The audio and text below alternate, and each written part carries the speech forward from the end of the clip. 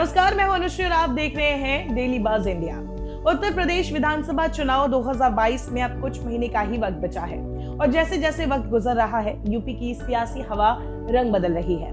5 अगस्त का दिन इस बात का गवाह है, जहां एक तरफ समाजवादी पार्टी लीडर अखिलेश यादव लखनऊ की सड़कों पर साइकिल चला रहे थे, तो वहीं मुख्यमंत्री भी अयोध्या में राम मंदिर भूमि पूजन के पहले सालगिरह पर दर्शन कर रहे थे। एक तो राम मंदिर और अयोध्या का विकास मॉडल, ये तो है बीजेपी का चुनावी हिंदुत्व कार्ड। लेकिन सपा का तोड़ क्या है? 5 अगस्त एसपी के दिग्गज ब्राह्मण चेहरा रहे पंडित जनेश्वर मिश्र की जयंती के मौके पर अखिलेश यादव ने सिक्सर मारा, बीजेपी के हिंदुत्व कार्ड का असली तोड़।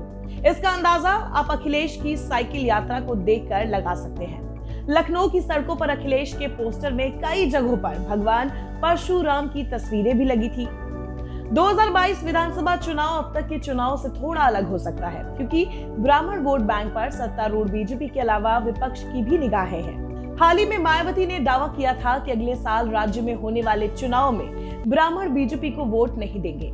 मायावती ने ऐलान किया था कि बीएसपी महासचिव सतीश चंद्र मिश्र के नेतृत्व में सम्मेलन किए जाएंगे और खास बात, इसकी शुरुआत भी अयोध्या से हुई थी।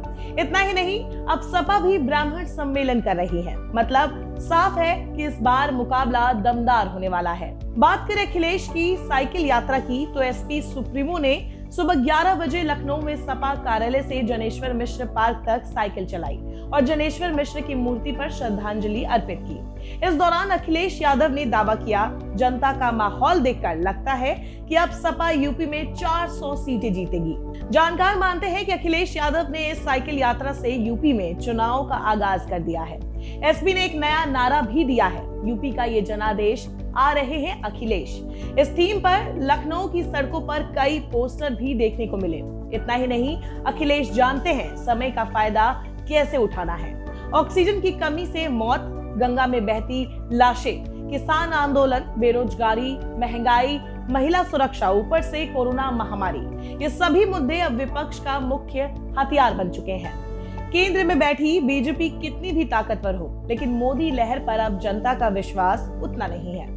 इसकी झलक बंगाल चुनाव में देखने को भी मिल चुकी थी, जहां बीजेपी के सभी बड़े चेहरों ने पूरी ताकत झोंक दी थी कि टीएमसी की वापसी ना हो। लेकिन क्या हुआ?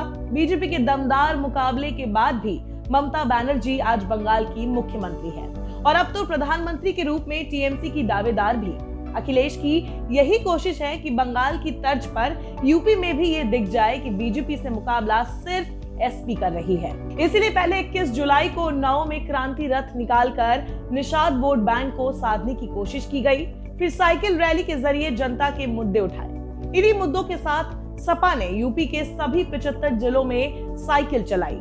साल 2010-11 का दौर था जब यूपी की सत्ता में पूर्ण बहुमत के साथ बीएसपी बैठी थी। यूपी का हाल बेहाल था और सत्ता से उखाड़ कर फेंकी गई एसपी की नैया डूबने की कगार पर थी। उस वक्त एक युवा नेता ऑस्ट्रेलिया से आया, ये अखिलेश यादव ही थे। बहुत कम लोग शायद जानते हो कि अखिलेश यादव जिस साइकिल यात्रा की शुरुआत कर चुके हैं, ऐसी ही यात्रा उन्होंने 2012 के चुनाव से पहले निकाली थी। फिर उनकी मेहनत ने उन्हें राज्य का मुख्यमंत्री बना दिया था।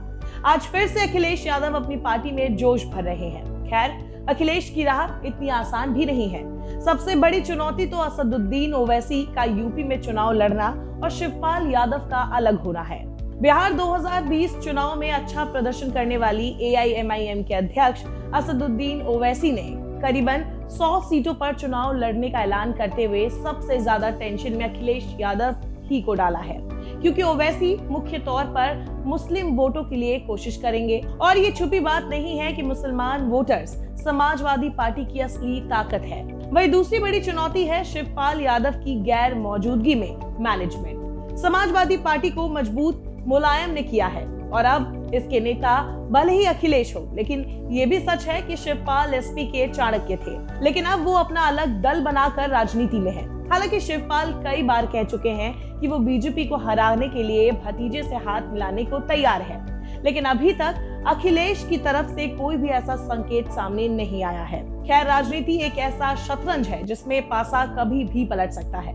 बहरहाल, ये तो वक्त बताएगा कि क्या अखिलेश की ये साइकिल यात्रा उन्हें फिर से लखनऊ पहुंचाती है या नहीं। तो कैसी लगी आपको हमारी स्टोरी, हमें कमेंट बॉक्स पर जरूर बताएं। और अगर आपने हमारे चैनल को अभी तक सब्सक्राइब नहीं किया है तो बेल आइकन बटन को प्रेस करें और सब्सक्राइब करें।